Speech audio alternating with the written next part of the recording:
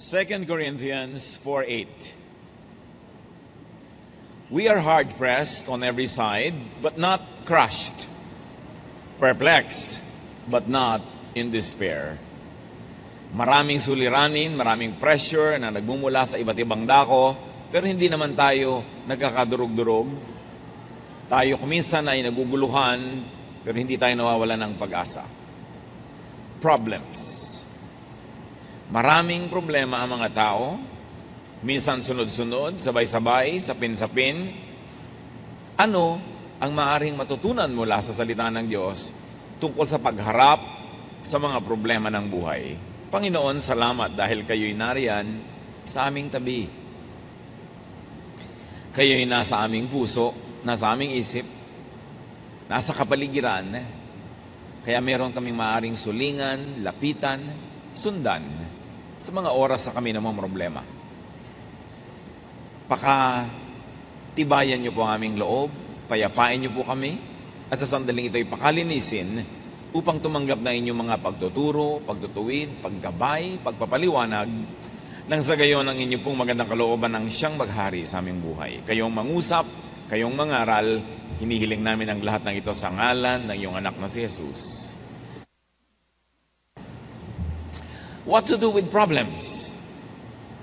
Ano nga ba ang pwede at dapat gawin? Unang-una, accept problems as parts of life.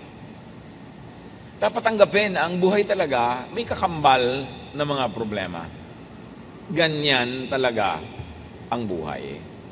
Ecclesiastes 1:8, all things are wearisome, more than one can say.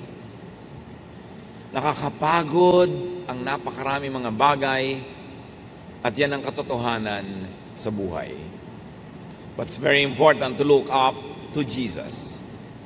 John 16:33, in this world you will have trouble, sabi ni Jesus, but take heart, cheer up, I have overcome the world.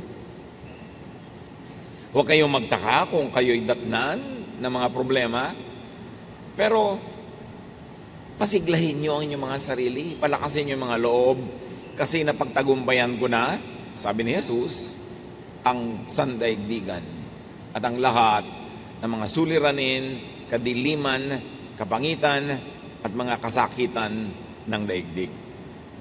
Pag may problema, dapat ang sagot natin, naturally. Mas hindi natural na walang problema. Dahil yun talaga ang naging kakambal ng buhay, lalo na ang tao ay nawalay sa Diyos. But do not worry. Pag may problema, huwag atupagin ang mag-alala. Kasi walang nakakalutas ng suliranin sa pag-aalala. By worrying, you don't change a thing, you can only make things worse. Luke 21:14, make up your mind not to worry. Magpasya kayo na huwag maging balisa.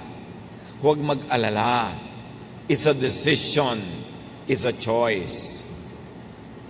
As you can see, sabi, make up your mind. It's imperative. Isang utos, ibig sabihin, doable. Pwedeng gawin. Worrying is a habit. Yung mga lagi nag-aalala, lagi namang problema, lagi nag-iisip. Kostumbre yan Nakaugalian, nakasanayan. And anything that is learned can be unlearned. Pag nasanay tayo, natutong mag-alala, pwede rin tayong magsanay sa kabaligtaran nun na huwag mag-alala. Sasabihin niyo, alam nga namang hindi ako mag-alala. O, ano naman pala nyo, kaaalala, kaiisip, meron bang nangyari? Nasolve ba? Philippians 4:6, don't worry about anything, but pray. Pray about everything. With thankful hearts, offer up your prayers and requests to God. Pag may pinoproblema, pag may suliranin, pag may challenge sa buhay, don't worry, sabi ng Philippians. Why worry when you can pray? Imbes sayangin mo at ubusin ang iyong lakas sa pag-aalala, pagkabalisa, pamamroblema, manalangin ka. Yun, may mapapala ka doon. Sabi, pray about everything. At manalangin mula sa isang mapagpasalamat na puso. Kahit may problema ka, magpasalamat sa mga dapat ipagpasalamat. So, ina-acknowledge mo, tinatanggap mong may problema ka, pero mas tinatanggap mong mas malaki naman dapat ipagpasalamat sa Diyos. May problema ako dahil meron akong utang na babayaran, wala pa akong pera. Pero magpasalamat ka, buhay ka pa, pwede ka pa maghanap buhay, may solusyon pa yan. At biruin mo, may nagpautang sa'yo, di ba malaking pasalamat yon na may nagtiwala sa'yo? Nung nangangailangan ka, may nagpautang sa'yo, so nakaligtas ka sa pangangailangan na yon. So ba't naman hindi ka makakaligtas uli sa pangangailangan ito? So sabi, with thankful hearts, offer up prayers and requests to God. So meron kang problema, sa palagay mo at sa abot ng iyong isip ay ito ang solusyon, di hilingin mo sa Diyos. Kasi alam naman ng Diyos yun. Kaya sabi niya, sa halip na kayo mag-alala, manalangin kayo. Dalhin niyo sa Diyos ang inyong mga pangangailangan nang may kalakip na pasalamat, hindi reklamo. Marami kasi humihiling nga sa Panginoon pero ang kasama reklamo, in the spirit of reklamo. Pasalamat. Dahil laging may dapat ipagpasalamat. Buhay ka pa. Meron ka pang mga resources. Meron pa tayong isip. Katulad ng mga namamroblema dahil namatayan ang mahal sa buhay. Anong pagpasalamat doon? Tatanong nila. Well, ipagpasalamat mo na nakahiram ka ng mahal sa buhay. Pinahiram ka ng Diyos ng anak, ng asawa, ng kapatid, kaibigan, ng partner. At ngayong binawi na, huwag ka magreklamo sa Diyos. Magpasalamat ka at pinahiram ka. At mag-request ka ngayon na aliwin ka, pagalingin ang sugat ng iyong puso, turuan kang makapagpahinga sa kalungkutan. Yun ang hilingin mo. Pero, laging magpasalamat. Nadapa ka ngayon. Anong ipagpapasalamat mo? Kahapon, hindi ka nadapa. Last week, hindi ka nadapa. Ngayon lang. Kinakalimutan natin kasi yung mga blessing. Kaya nagiging napaka-negative ng paningin natin sa buhay. Pray. Then concerning what you can do, do. Concerning what you cannot do, leave it up to God. Matapos manalangin, matapos na huminga sa Diyos, matapos na mag-unburden sa Diyos, humiling, mag-isip na. Alin ang pwede kong gawin sa mga hiniling ko? Lord, bigyan niyo po ako ng income. O ano pwede kong gawin? Pwede ba ako magtinda? Pwede ba ako mag-buy and sell? Pwede ba akong mamasukan? Diyan gawin mo na. At yung hindi mo kayang gawin, yun ang ipasa Diyos. Dalawa lang naman ang pwede natin gawin sa buhay. Yung kaya at yung hindi kaya. Yung kaya ay kayanin, gawin na agad. At yung hindi kaya, yun ang ipasa Diyos. Ang problema sa marami, yung kaya nila ay pinapasa Diyos. Kaya hindi dumadating ang solusyon. Because God will not do for you what God has empowered you to do. Nakita niyo si Pedro nung nakakulong, bibitayin kinabukasan, nagpadala ang Diyos ng anghel sa kulungan. Anong ginawa ng anghel? Ginising si Pedro at pinatayo. Hindi binuhat kasi kaya ni Pedro ang tumayo. Nilagot ng anghel ang mga kadenang bakal. Bakit? Kasi hindi kayang gawin niyo ni Pedro. At sabi niya kay Pedro, magbihis ka. Lalabas tayo sa kulungan ito. Hindi siya binaby-baby at binihisan. Kasi kaya niya magbihis. Pagkatapos binuksan ng anghel ang pinto ang bakal, kasi hindi kayang gawin yun ni Pedro. At sabi ni ang anghel, maglakad ka na, umuwi ka na. Hindi siya binuhat, kasi kaya niya maglakad. Sa pag-solve natin ng mga problema, mga kapatid, una niyong isipin, what can I do? What has God empowered me to do? Ano mga ibinigay sa akin ng Diyos para ko ito ma-solve? At gawin. Huwag ipasa Diyos, huwag iasa sa iba, yung kaya natin gawin. Kaya ang tagal-tagal ng mga solusyon hindi dumarating, nasa kamay pala natin, hindi lang natin ginagawa ang tama. Parang yung babaeng balo na namatayan ng asawa, walang maibayad sa utang, yung anak niya, kukolektahin na ng mga nagpautang, yun ang bayad, yung anak niya. Nagpunta siya sa propeta, sabi niya, ano pong gagawin ko? Namatay ang aking asawa. Wala akong kapera-pera, ang mga anak ko, kukuhanin na nagpautang, magiging alipin na sila. Pumunta siya sa propeta, maaaring umaasa siya tutulungan, bibigyan ng donasyon. Ang sabi ng propeta sa kanya, ano bang meron ka sa bahay? Sa bahay mo, hindi sa bahay ko. Anong meron ka sa bahay mo? Ang sabi ng babae, konti pong langis. Walang-wala po kami pero merong konting langis. Ang sabi ng propeta, bueno, manghiram ka ng maraming mga palayok, mga jar, sa kapitbahay mo. Isalin mo doon yung konti mong langis. At ginawa nga niya yon. At doon nangyari ang himala. Hindi na ubos-ubos yung langis na isinasalin hanggat may mapagsasalinan pa. Tumigil ang dumalo yung langis nung wala nang masisidlan. So what did that widow have?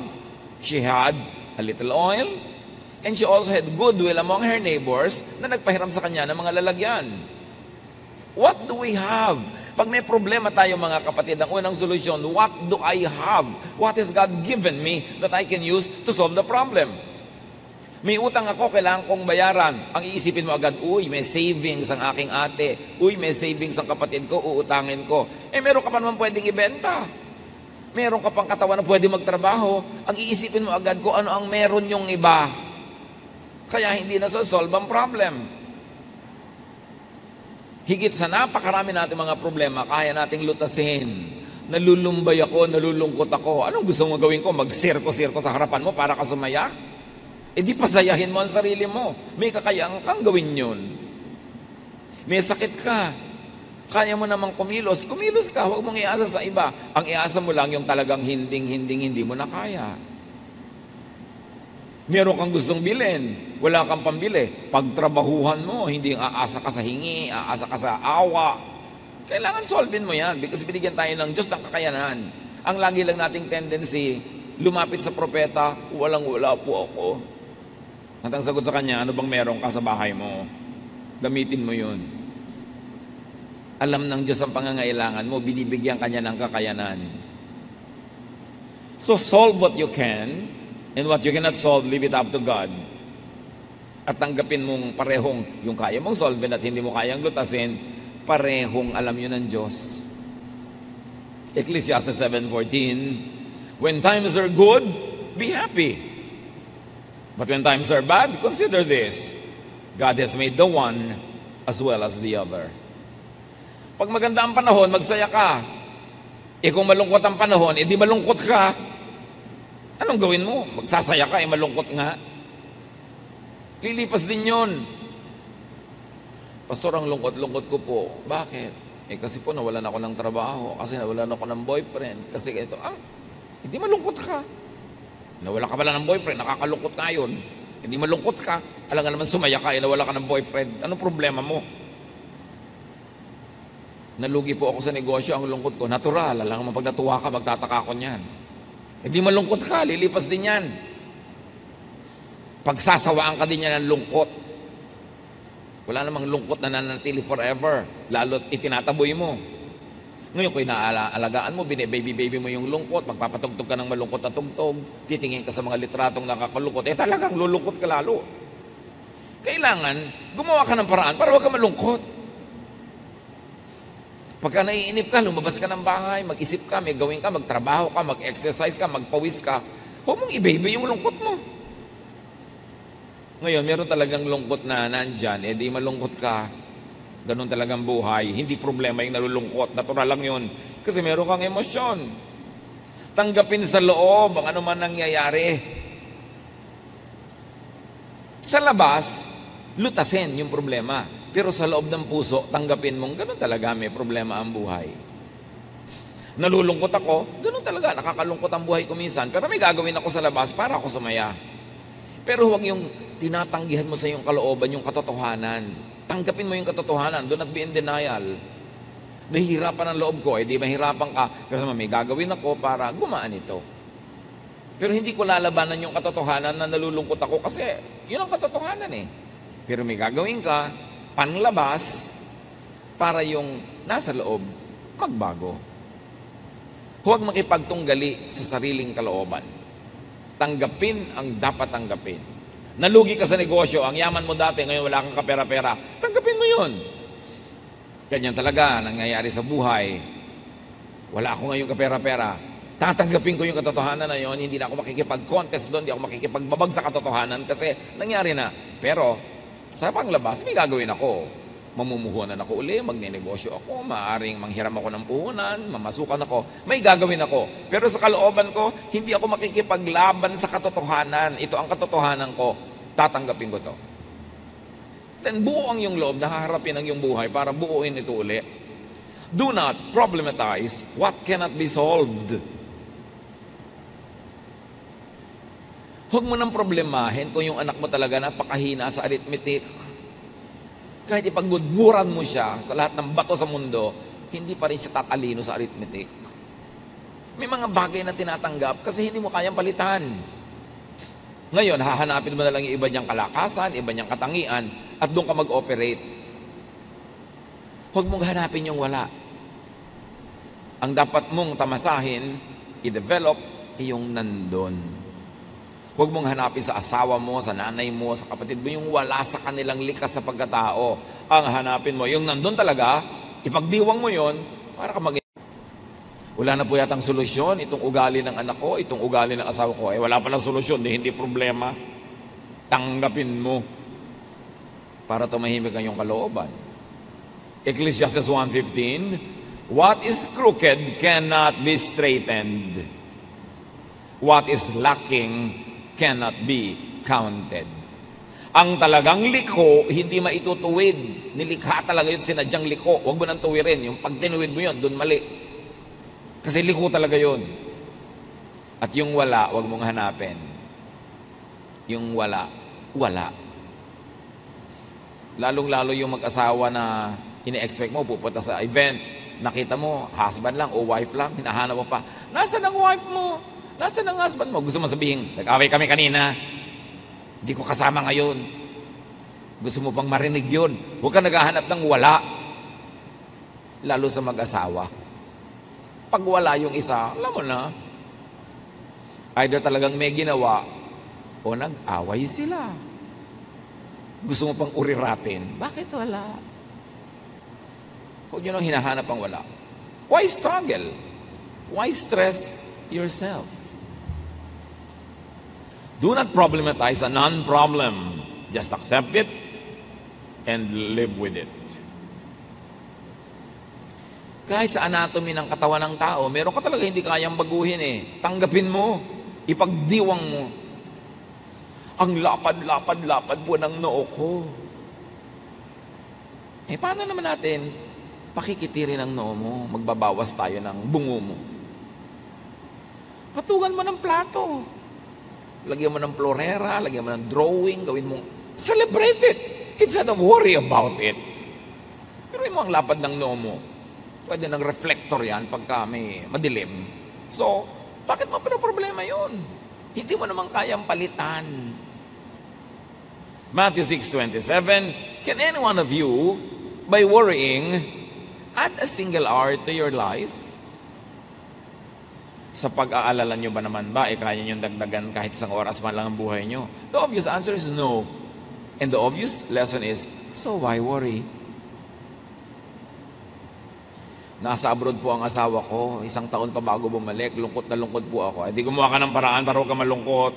Kasi hindi pa naman talaga babalik yun hanggang hindi bakasyon. O pauwiin mo na lang, ay naku, paano naman po ang remittance? Yun pala, huwag ka malungkot dyan. May remittance ka naman pala eh. Gumawa ka ng paraan. Huwag yung gusto mo ng may remittance, gusto mo pa nandiyan pa siya at hindi ka pa nalulungkot. You cannot have your cake and eat it too. Maraming lungkot natin, self-made, self-manufactured. Tanggapin mo. Nagpasya kayo na mag-a-abroad siya ng ilang taon, tanggapin mo na ganun yun at magpakatino ka sa buhay, magpakatino siya sa buhay para sa oras ng pagbabalik niya, nandiyan ka pa. O babalik pa siya. Ayusin. Ecclesiastes 8:17, No one can comprehend what goes on under the sun.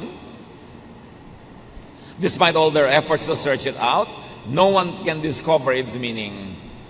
Even if the wise claim they know, they really cannot comprehend it. So sabi nga ng mga kabataan ngayon, do not overthink.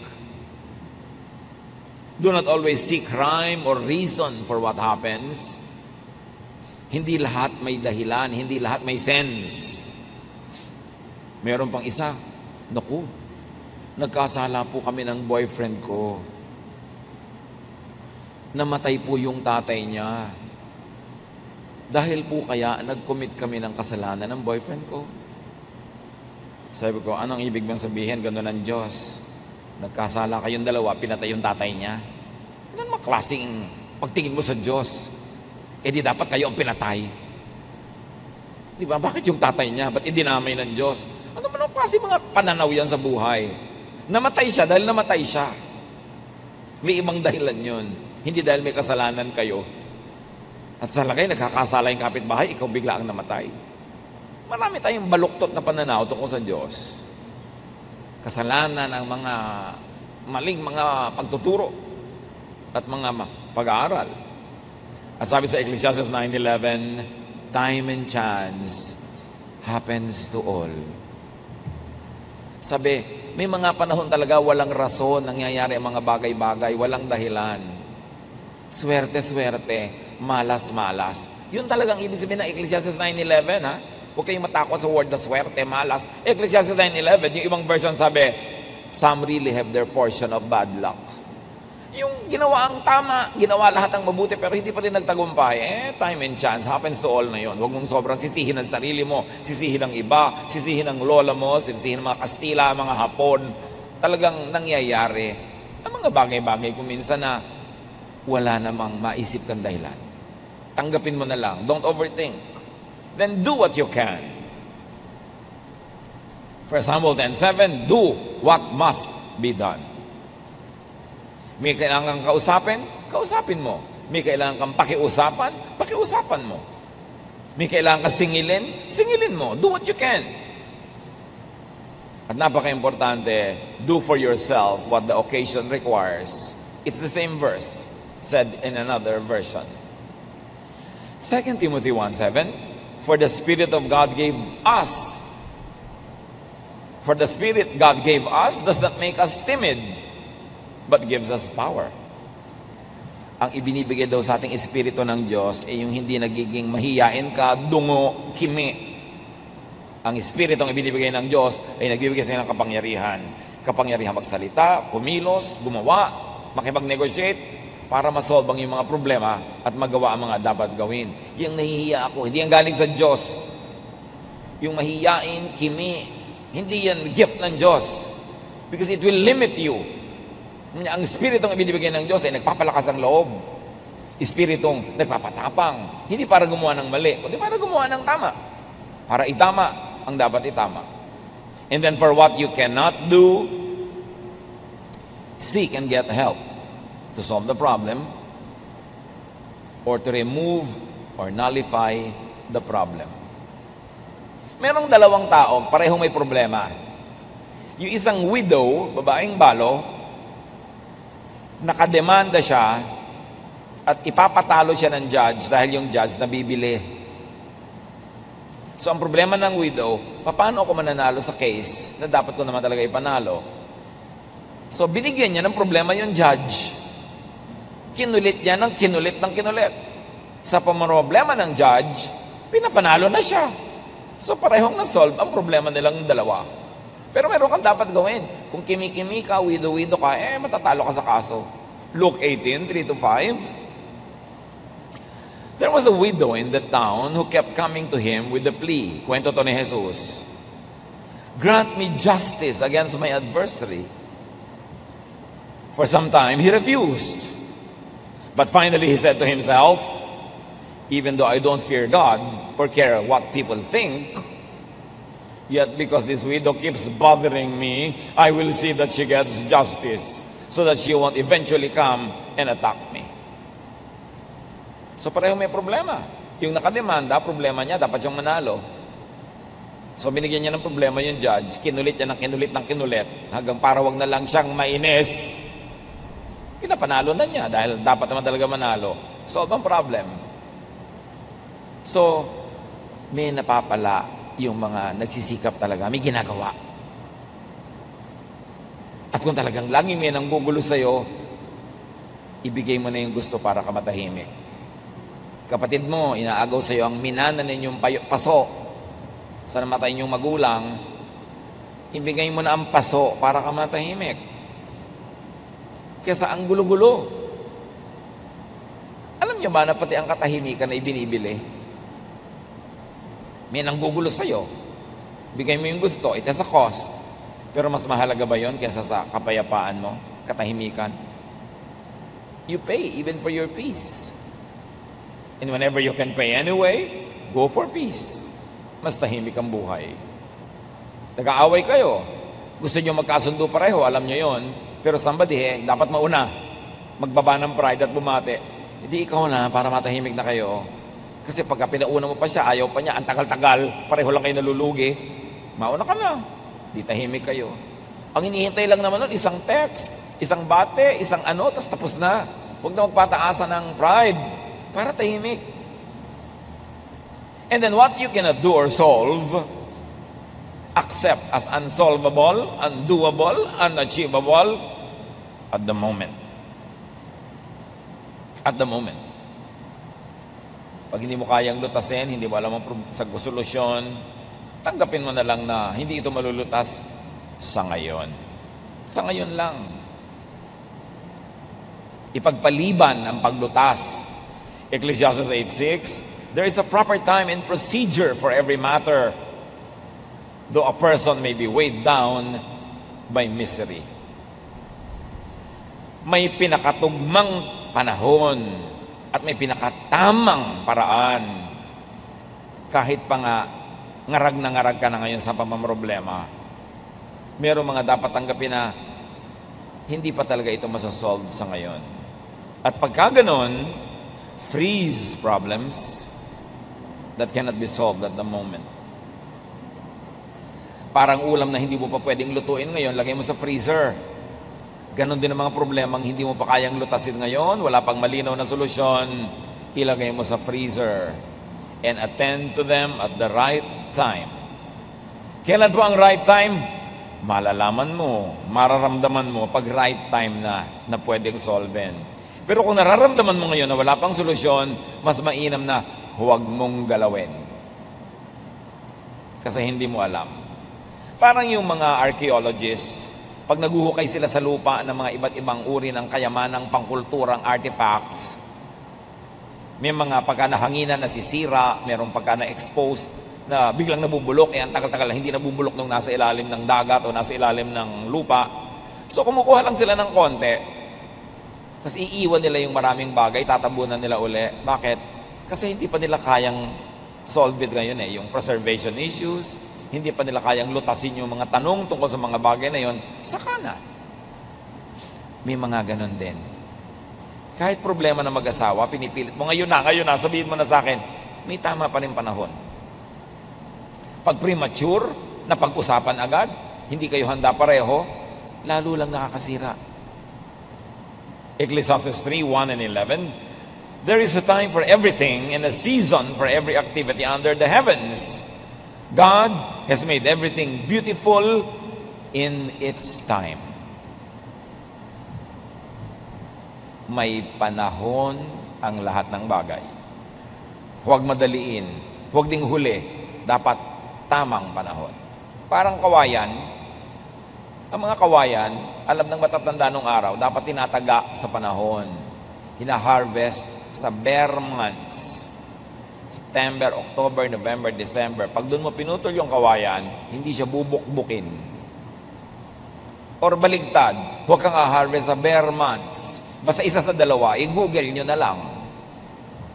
Pero ang mahalaga, may tamang panahon. Pati pagputol ng kawayan, may tamang panahon kung kailan mo papagalitan yung dapat pagalitan, sitahin yung dapat sitahin. May tamang panahon para ituwid ang isang maling bagay, may tamang panahon. Hindi lahat ng tamang gawin, kahit anong oras, ay tamang gawin yon. May panahon pa rin. Kaya mahalaga, pag mainit na mainit ang ulo mo, galit na galit ka, huwag ka muna kumibo. Dahil definitely, hindi yun tamang panahon. Bakit? Aandar yung init ng ulo mo. Ang uuwian ng usapan, away, hindi solusyon sa problema. Eh di ba kaya mo siya kakausapin para ma-solve? Pero kinausap mo, lalong lumala. Nagbatuhan na kayo ng refrigerator, ng kotse. At pa kayo nag-usap, buti pa, wag na lang, saka na. May tamang panahon. Pag mainit ang ulo mo, pag galit ka, pag gutom ka, hindi yun tamang panahon. Importante. God has made everything beautiful in its time. Kahit bata, gusto mong ipanganak na, 2 months pa lang, abortion ang tawag doon. Dapat 9 months. Ngayon, 13 months na, sobra na yun. Paglabas, may bigote na. Dapat tamang panahon. Lahat ng bagay. Kaya kahit may gusto kang kausapin, good ba ang timing ko? Tama ba ang panahon? Kasi pag nagtapat-tapat ang mga bituin, ang mga puno, ang mga ilog, sa tamang panahon, madali ang mga bagay. Kaya alam mo, pagka mali ang panahon, hirap na hirap ka. Kahit magnenegosyo ka, laging hirap na hirap ka, baka hindi ito ang tamang panahon para magnegosyo ako ng ganitong bagay. Kasi pag tama yung panahon, maluwag, madali. Be still when you don't know what to do. Let God move. Psalm 46:10. Be still and know that I am God. Pag lagi kang may ginagawa, lagi kang busy, lagi kang maingay, hindi mo nadidinig ang Diyos. Hindi mo nararamdaman ang Diyos, hindi mo nakikita kumikilos ang Diyos. Ngayon, kung may problema ka, hindi mo alam ang gagawin, dapat wala kang gawin. Ha? Wala po akong gagawin? Eh, hindi mo nga alam ang gagawin. So, pag may ginawa ka, mali ang magagawa mo kasi hindi mo alam ang gagawin. Pagka, pastor, hindi ko po alam ang gagawin ko. Ano pong gagawin ko? Ulitin mo sinabi mo, hindi ko po alam ang gagawin ko. Ano pong gagawin ko? Hindi mo pala alam, di wala kang gagawin. Manahimik ka. There are problems that get solved by themselves over time. Parang sugat. Hayaan mo lang yan, gagaling yung mag-isa, huwag mong kutkutin every day. There are problems that get solved by not solving them, by not interfering with them. Andar yan mag-isa, hahanap yan ng solution. There are problems that get solved with the passing of time. Panahon lang pala ang makakalutas dyan. Hindi pakikialam natin, panahon. And there are problems that get solved with the rearrangement of the universe. Okay, inaasma ka lagi, pero buwan kasi ng mga pollen. Pagka pala hindi na buwan ng mga pollen na lumilipad sa hangin, mawawala na yung asma mo. That's solved sa paglipas ng panahon. And there are problems that get worse pag pinakialaman mo sa maling timing. Tandaan niyo mga kapatid, pag walang magandang option, pag walang katanggap-tanggap na choice na gawin, be still. Don't do anything. It is the best. Siyempre, dapat ka makiramdam kasi baka naman dapat may gawin ka na, wala ka pang ginagawa. At kung kailan wala kang dapat gawin, doon ka may ginagawa. Mali ng mali. Dapat ang tao nakikiramdam. Be discerning. Be spirit-led. And if you are not gifted with great discernment, magpapayo kayo, humingi ng tulong sa mga taong gifted with discernment. Kakausapin ko ang anak ko tungkol sa boyfriend niya na ayaw ko. Pero tama ba ang timing? Tanungin mo yung kapatid mo, yung pinsan mo, okay bang kausapin ko yung anak ko? Anong tingin nyo? Get some opinion of people who are godly, whose decisions have been proven by time to be correct. And do not over-focus on the problem. Kahit may problema ka, dapat tuloy ang buhay. Uy, may kasalan ng pinsan natin. May problema ako eh. Masasolve mo ba by not attending? Hindi. Halika na, umattend na tayo. Tuloy ang buhay. Ilagay mo yung problema mo sa isang kahon. Balikan mo na lang mamaya. Pero dapat, tuloy ang buhay mo. Get and live a life in spite of the problem. Pag bawat problema, titigil kayong mabuhay, naubos na ang inyong deadline ng life on earth, wala pa nangyari sa inyo. Kasi everyday, titigil kayong mabuhay basta may problem. So tuloy ang buhay, yun lang part na may problem na yun ang inyong ilagay sa isang sulok, sa isang lugar, hanggang balikan nyo. Make and enjoy breaks from problems. Lalo kung ang dami niyong problema, mga kapatid, umimbento kayo ng kasiyahan, umimbento kayo ng recess, umimbento kayo ng pahinga para makaipon uli ng lakas. And because of distance, we get illumination.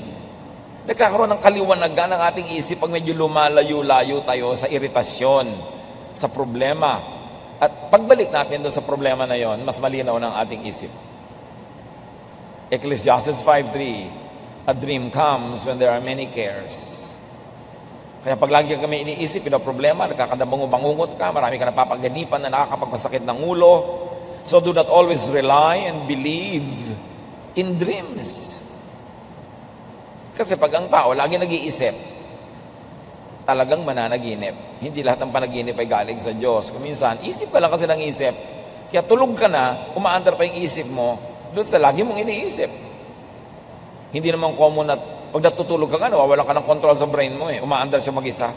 Kaya yung mga laging pinag-iisip mo habang gising ka, aandar yun pag nananaginip ka. Hindi lahat yung galing sa Diyos. Isang guni-guni. Bungang isip. Kaya kailangan ng tao, mas may problema tayo, mas gumawa tayo ng paraang sumaya. O sumaya-saya man lang kahit konti. Magkaroon ng pahinga sa pag-iisip. Ecclesiastes 7:8, go, eat your food with gladness and drink your wine with a joyful heart. For God has already approved what you do. Always be clothed in white and always anoint your head with oil. Ang sinasabi lang wear something comfortable. Wear something you feel good and you look good in. Relax. Be comfortable. Look good. Feel good. Yan ang armas mo sa pagharap sa maraming problema ng buhay. Lumikha ka ng saya kung hindi ka masaya. Para maputol yung tuloy-tuloy na lungkot. And remember to benefit and learn from problems. Everything that happens is a blessing to those who love God and are called according to His purpose. Because problems are great teachers.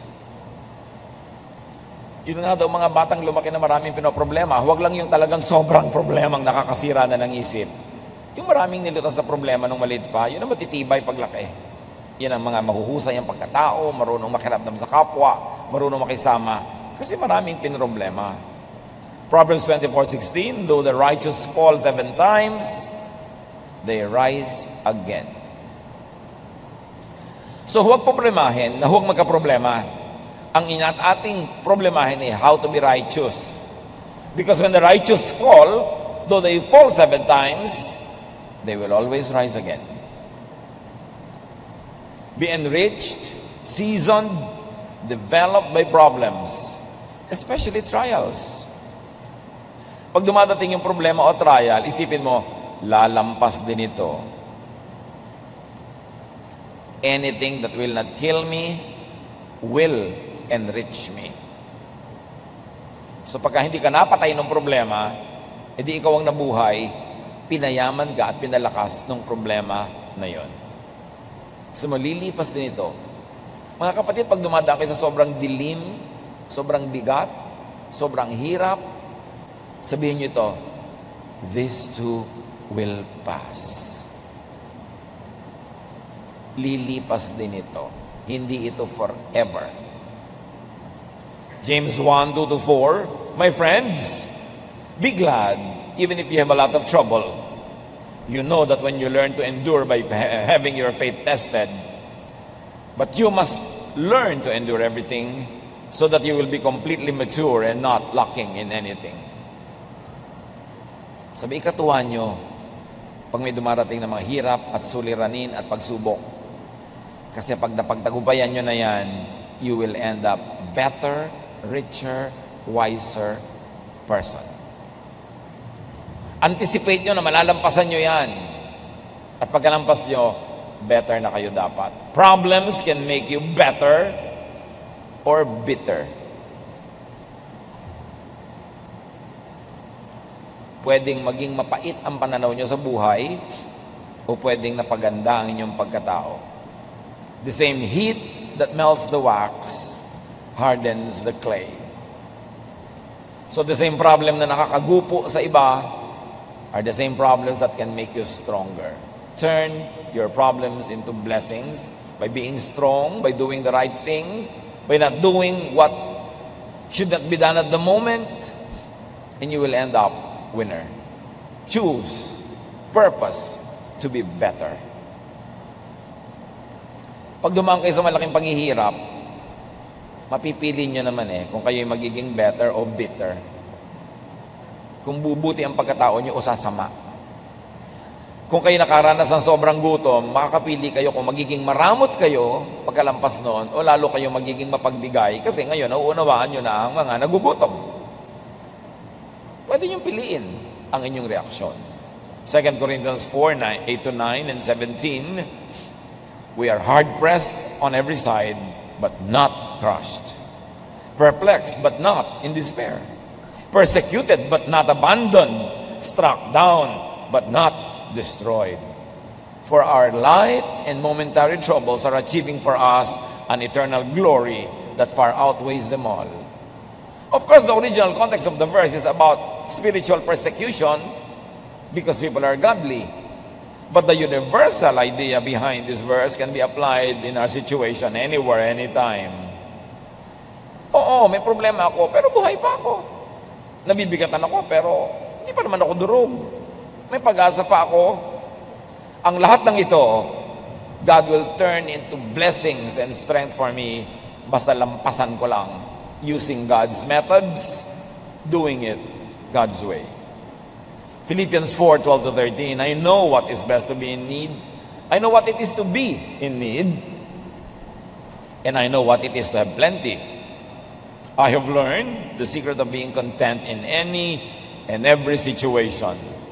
Whether well-fed or hungry, whether living in plenty or in want, I can do all this through Him who gives me strength. So sa meron at sa wala, sa marami at sa konti, sa malamig at mainit, sa hirap at ginhawa, malalampasan ko ang lahat ng ito dahil pinalalakas ako ni Jesus. Yan ang dapat wag lilimutin. And then avoid and minimize possibilities of having problems. Kanina, how to face problems. Ngayon, paano nga pa ba natin mapapakonti ang posibilidad na magkaroon tayo ng maraming problema? O matalo tayo ng problema? 1, empower, strengthen, enrich yourself. Ang daming problema, pera lang ang katapat. So, para maghanda tayo sa mga darating na problema, make money. Save money, invest money, earn money. Kasi maraming problema, talaga, may katapat na peso sign. Ecclesiastes 11, 1-2 or 6. Ship your grain across the sea. After many days, you may receive a return. Mag-export ka daw, magtinda ka. At pagkalipas ng ilang araw, may tubo ka na. Invest in 7 ventures. Yes, in 8. You do not know what disaster may come upon the land. O mag-invest ka pero mag-diversify. Magtayo ka ng maliit na tindahan, mamuhunan ka, mamasukan ka, ganito, magganon ka. Marami kang gagawin kasi hindi mo alam kung saan ka tutubo at saan ka malulugi. Alin ang magkiklik, alin ang hindi. Do not put all of your eggs in one basket. Kailangan, marami kang pwedeng asahan. Kasi sabi, hindi mo alam kung ano mga darating na mga hirap Pag marami kang paa, mas mahirap ka matumba. Kaya dapat, marami kang haligi, marami kang pinagkukunan. Sow your seed in the morning, magtanim sa umagang-umaga, and at the evening, let your hands not be idle, for you do not know which will succeed, whether this or that, or whether both will do equally well. So sa umaga, habang hindi pa mainit ang araw, magtanim ka na. At pagkatanim mo, mainit ang araw, nasa bahay ka na, hanggang gabi, mag-hobby ka, mag-wood carving ka, magluto ka, magtinda ka, may gawin ka pa. Huwag mo lang asahan yung itinanim mo ng umaga, tapos matutulog ka na maghapon. Dapat marami kang ginagawa. Sabi ganon, kasi hindi mo alam kung alin sa mga ginagawa mo ang magtatagumpay. May mga anak ka, in-invest mo na lang sa isa, pinabayaan mo na yung lahat. Pero sure ka ba na yung isang yun ang magtatagumpay? Hindi natin alam. Dapat investan mo lahat, mahalin mo lahat. Kumisan ka, yung hindi mo pa inaruga ng bata, yung pa ang mag-aalaga sa'yo pagtanda mo Hindi mo alam. So maging nice ka to everybody. Hindi mo alam kung sino sa mga tao sa paligid mo ang tutulong sa'yo pag nangailangan. Kaso, tulungan mo sila ng tulungan habang kaya mo. Hindi mo alam kung alin sa itinatanim mong buto ang tutubo. So, damihan mo ang tanim. Para masiguro ka. Kasi sabi nga natin, maraming problema, pera ang katapat. Hindi lahat, pero marami. Make money. Yan ang magandang preparasyon para pagdating ng problema, may lakas ka. Ecclesiastes 7:12, wisdom is a shelter as money is a shelter. Nakakakanlong ka sa karunungan, nakakakanlong ka rin sa pera. Mabuti na yung maraming pera, may karunungan pa, marami kang kanlungan. In Ecclesiastes 10:19, money is the answer for everything. Siyempre, may exaggeration involved, pero ang laki ng truth. Mga pera lang ang katapat niyan. Marami ka ng problema, di ba? At lagi nating sinasabi, mga kapatid, kung ang problema ay may price tag, solvable. Ang mahirap na problema yung walang price tag. Kaya dapat ma-eliminate na yung may price tag. Ma-solve mo na, may paghahanda ka dyan. And very importantly, how do you prepare for troubles in life? Make friends. Make allies. Dapat marami kang kaibigan, marami kang kakampi para pagdating ng problema, may tumutulong sa'yo. Walang paghahanda sa problema, sa kasakitan, sa kinabukasan, yung mga taong nakikipag-away sa kapitbahay, nakikipag-away sa sariling mga kapatid, nakikipag-away sa mga katrabaho, kaaway ang lahat. Dahil darating ang problema, wala kang karamay. Nakakatiyak ka ba na lagi kang malakas? Na lagi mong kayang gawin ang mga dapat mong gawin? There are times in our lives when we live only out of charity, na nabubuhay lang tayo at nadudutungan ang buhay natin dahil sa awa ng iba. At dahil pwedeng dumating ang ganong pagkakataon, ang isang malaking paghahanda sa ganon, makipagkaibigan, makipagmabutihan, makipagkapwa-tao, makipagtulungan para magandang preparasyon yun para sa sarili mo rin pangangailangan. Proverbs 12:26, the righteous choose their friends carefully. In Proverbs 18:24, one who has unreliable friends soon comes to ruin, but there is a friend who sticks closer than a brother. Malaking kayamanan ng mga kaibigan na alam mong dadamayan ka. Napakalaking kahangalan na makipag-away kung pwede ka namang makipagkaibigan. Yung magtaray, magsungit. Inihahanda mo ang sarili mo sa panahon na walang tutulong sa'yo. Yabang yan Kasi akala mo lagi mong kaya ang sarili, kaya mo maglakad, kaya mo bumangon, kaya mo tumayo. No. You don't know what a day may bring forth. Hindi natin alam kung ano ating sasapitin. Ecclesiastes 4:9-10, two are better than one, because they have a good return for their labor. If either of them falls down, one can help the other up. But pity anyone who falls and there's no one to help them up. Ang dalawa daw ay higit na mabuti ka sa nag-iisa lang. Dahil mas mag-enjoy sila sa buhay, magkakatulungan sila. Pag may isang nadapa, meron isang pwede magbangon. Kawawa naman daw ang taong pag nadapa, wala man lang magbabangon. At baka nga tapakan pa siya para lalo siyang lumubog sa lupa. Dahil bad record. Dahil walang pinakisamang mabuti. Obserbahan nyo yung mga namamatayan. Alam na alam nyo yung maraming kinaibigan, maraming naging relasyon, nakipagmabutihan, ang daming nakikiramay.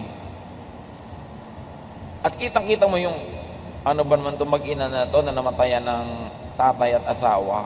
Wala man lang ni isang tao dito sa lamay. Wala kaya silang pinakisamahan? Hindi ba sila nakipagkaibigan kahit sino man? Liba na lang bagong lipat sila sa isang lugar na wala talaga silang kaibigan at kamag-anak. Pero doon mo makikita. Kaya alam nyo yung may church, tas active ka sa church, tumutulong ka sa church, active ka sumasali sa mga activities. Pag nagkasakit kami, dumadalaw. Pag namatayan kami, nakikipaglamay. May mga nag-aambag, may mga tumutulong. Napakalaking social investment. Huwag na natin sabihin spiritual investment. Doon tayo sa mas mababa. Ang laking social investment kung active kayo sa church. Kasi makikita mo, pagka sa mga tao mga active sa church, pag namatayan sila, mas tumutulong pa yung mga ka-church kaysa mga kamag-anak eh. Mas naaasahan sa oras ng pangangailangan. Kaya dapat, lagi kayong involved, sumasali. Una, dahil meron tayong mas mataas na dahilan, because the body of the Lord is the one that we should take care of and participate in. Pero kung gusto niyo lang maging social and practical level, kasi darating ang panahon, mangangailangan din kayo ng karamay, mabuti na yung kayo nang nauunang dumadamay. Proverbs 19:4 and 6. Wealth attracts friends, but even the closest friend of the poor person deserts them. Everyone is the friend of the one who loves gifts. Hindi ito tungkol sa kasamaan ng tao, ha? Tungkol ito sa isang katotohanan na pag kayo mapagbigay, mabait, mapagregalo, mapag-share, marami talaga kayong kaibigan. Kaya kayo mamimili. Will I lose some money to have friends? Or will I gain some money and lose friends? It's a choice. At dahil napakasarap ipakisama ang pera, isa yan sa mga pinakamasasarap ipakisama kung meron ka, magpakain ka, magregalo ka, talaga mga tao magiging malapit sa'yo, natural. Alam nga namang palautang ka, palahingi ka, lapitan ka, natural hindi. So, gawin mo na very productive ang iyong buhay para meron kang income for yourself, may sobra para ipamigay mo. Dahil ganun talaga ang friendship. Mas umuunlad, namumulaklak, humahayo, gumaganda ang amoy, humahalimuyak pagka meron kang pakisama. Kaya dapat magkaroon ka ng kabuhayan. Meron kang mga kaibigan para meron kang pagkakipagkaibigan, pakisama. Pag lagi kang wala, lagi kang nangihingi, lagi kang nangungutang, natural, ma-allergic sa'yo mga tao. Hindi sila masama. Practical lang sila. Kaya dapat maging practical ka rin. Be a giver, be nice, and you will be surrounded with people. Of course, hindi lahat ng yun ay true friends, pero may magiging true friends ka rin doon. Makisama, makisalamuha, makihalubilo, makipagbabutihan, makisangkot, makiisa sa buhay ng iba para gawin din nila sa'yo. Kaya sa mga highly developed economies, lalo sa mga Western and industrialized cultures, hindi na sila masyadong nakikisama. Alam niyo kung bakit? Kasi meron na sila insurance. Meron na silang mga paghahanda sa kanilang pagkakasakit, sa kanilang pagkakaratay, sa kanilang kamatayan. Kaya hindi na sila masyadong nakikisama. Pero sa baryo, bakit ka sobrang nakikisama? Birthday ni ganun, attend ka. May handaan nun, tutulong ka. Bakit? Kasi sa gabi, may emergency ka, wala kang kotse, kakalampagin mo yung kapitbahay mo, hihiramin mo yung kotse niya para madala ka sa ospital. Kaya yung mga taong maraming pangangailangan, mas dapat nakikisama. But it is noble and godly na wala ka ng pangangailangan, mariwasa ka na, tapos ang galing mo pa rin makisama. Yun ang tunay na pakikisama kasi wala kang vested interest. So, train your heart, train to be strong at heart. Palakasin ang loob, palakasin ang bulsa, palakasin ang katawan, palakasin ang espiritu, para pagdating ng problema, meron kang ilaban. Hebrews 13:9, it is good for our hearts to be strengthened by grace. Tamang panahon, tamang pamamaraan ang pagharap sa problema. Ecclesiastes 8:5, the wise heart will know the proper time and procedure. Sanayin ang puso na mahirapan para pag dumadating ang hirap, trained na. Ang mga bata, huwag palakihin sa layaw, sa sobrang sarap, sobrang ginhawa, kasi mawawalan sila ng training. Pagdating ng mga tunay na problema, marupok, mahina, madaling bumigay. Ang laki sa layaw, karaniway hubad, sabi ni Balagtas. Sa bait at muni, sa hatol ay salat. masaklap ang bunga ng maling paglingap, habag ng magulang sa irog na anak. Dapat tinetrain mo ding mahirapan, mapagod, magtipid, kahit may pera kayo. Kahit meron kayong mga katulong sa bahay, kailangan meron silang assignment, malinis, magligpit, mag-ayos-ayos, para train sila sa buhay. And remember, do not be too emotional. Walang nakakalutas sa problema, sa drama, sa iyak. Nalulutas yan sa pag-iisip at sa social network at syempre sa guidance ng Panginoon. At kung maraming problema o darating pa lang ang problema, get a boost. Magpasaya ng magpasaya sa puso para pag dumating yung mga lungkot, marami kang mawi-withdraw na happiness, hindi ka masisiro balance. Proverbs 12:25, anxiety weighs down the heart, but a kind word cheers it up. Mga kapatid, pag tayo ay may mga kasama na may problema, a kind word can go far. An unkind word can destroy whatever is left of their strength, but a kind word will always boost them up and help. So be kind sa mga namamroblema. Maraming namamroblema, nagdidilim ang isip, nalilito. Be kind. A kind word will help. Pray with people who have problems. And whenever you can help, help. You don't know when it's your turn to need help. Dear Lord, we thank you that you are there in our hearts, you are there in our midst, you are here with us. Paglinawin niyo pong aming isip. At sa sandaling ito, dalangin namin, Panginoon, mga kapatid na namamroblema, bigyan niyo po ng linaw ng isip, lakas ng loob, at mga makakatuwang makakatulong. Right now, Father, we pray for everyone present na maraming suliranin. Hayaan mo na ang mga bahagi o ang buong mensaheng ito ay makapagpaliwanag, makatulong, at makapaghawa ng daan para sa ikalulutas ng kanilang mga pinoproblema. Pagbulay-bulayan natin mga kapatid, ang ating mga narinig, hingin sa Panginoon ang karunungang ito mailapat sa tamang paraan sa ating buhay. Lord, continue to speak to your people as we bow before you and remain silent. Let us hear your guiding voice. Be alone with the Lord. Silently listen to the Lord's guidance.